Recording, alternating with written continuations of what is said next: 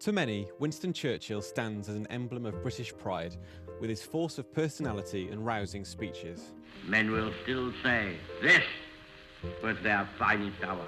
In the Anglo-American world, Churchill is seen as a hero. He made the right call in the 1930s to warn against the dangers of the Nazis. To galvanise the British nation, to inspire it to stand up against Hitler.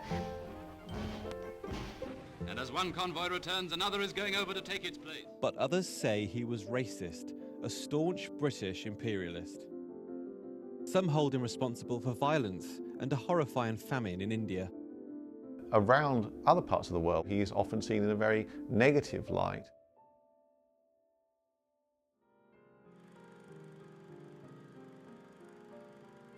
One criticism that's often aimed at Churchill is that he was racist.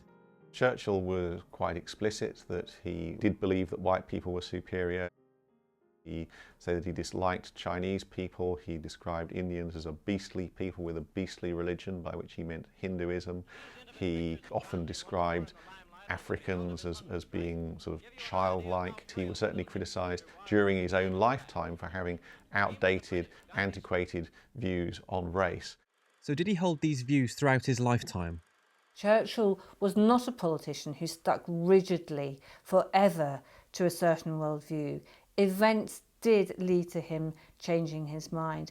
And it is quite evident that during the war, when everyone had to kind of get together to try and defeat the Nazis and the Japanese, he certainly did change his mind about white supremacy. And he's quoted on various occasions as saying that we can no longer see the white man as superior.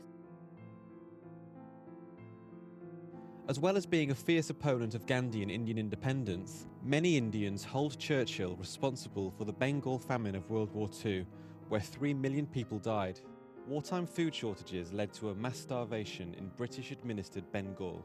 Prime Minister Churchill was accused of stockpiling food ready to feed liberated European prisoners, bypassing India. We know that he made very negative comments about Indians and blamed them really for the famine, saying it was their fault for breeding like rabbits. But that's not to say that he deliberately planned or engineered the famine or wanted to perpetrate deliberate genocide against Indians. He was very much constrained by the emergency of war and all the other demands on his time and thought, and also most particularly shipping, which was an absolutely huge shortage at the time.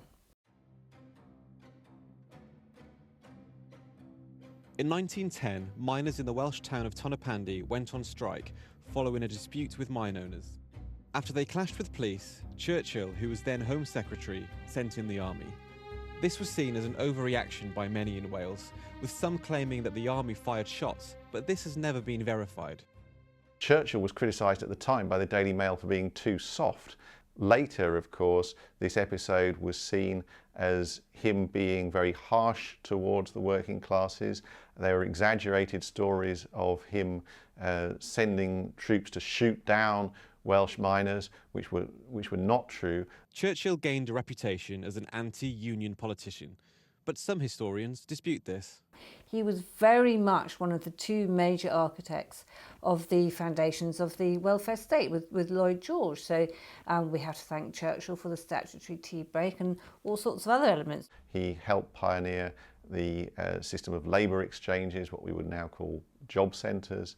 He was somebody who was perceived by Conservatives as being a sort of a class traitor, a rabble-rouser, in fact.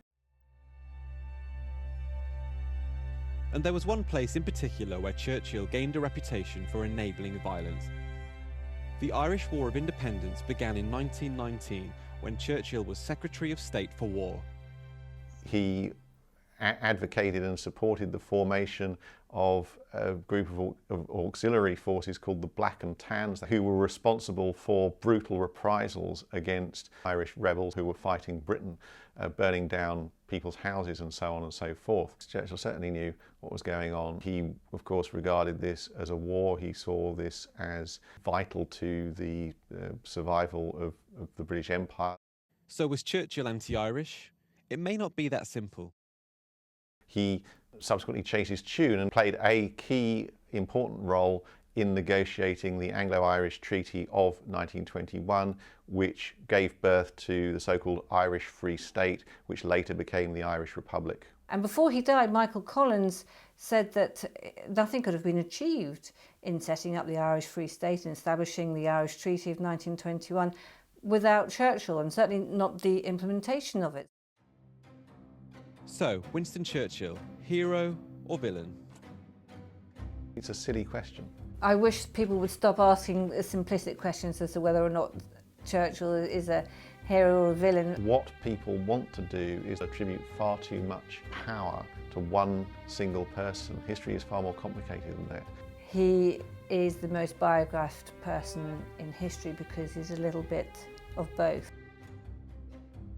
We still always eventually come back to what he achieved in 1940, 1941, 1942, which was to stand up against Hitler, when pretty much no one else was doing that in Europe at the time. He was a controversial figure during his own lifetime, both in Britain and around the world, and that has persisted until the present day.